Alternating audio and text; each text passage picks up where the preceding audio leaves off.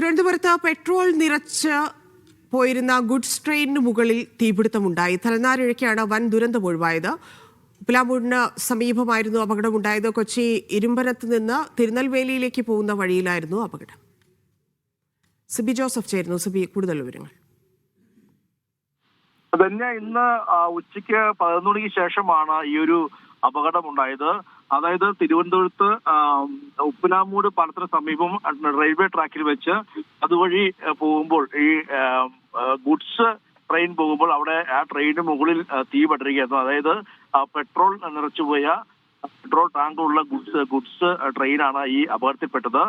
ഇതിൽ റെയിൽവേ അധികൃതർ പറയുന്നത് ഈ റെയിൽവേയുടെ വൈദ്യുതി ലൈനിൽ ഒരു കാക്ക വന്ന് ഇരിക്കുകയും അത് തട്ടി തീപിടുത്തമുണ്ടാകുകയും ആ കാക്ക കരിഞ്ഞ് അല്ലെങ്കിൽ തീ പിടിച്ച് കരിഞ്ഞ് താഴേക്ക് വീഴുമ്പോൾ അതിന്റെ ആ ഒരു തീപ്പൊരികളാണ് ഇതിലേക്ക് വീണതെന്നുള്ളതാണ് പറയുന്നത്. എന്തായാലും വലിയ ചെറിയ തോതിൽ തീപിടുത്തമുണ്ടായി, പക്ഷേ വലിയ ദുരന്തമാണ് ഒഴിവായത്. പെട്ടെന്ന് തന്നെ ഫയർഫോഴ്സ് ഒക്കെ തീ അണയ്ക്കുകയും ചെയ്തിട്ടുണ്ട്.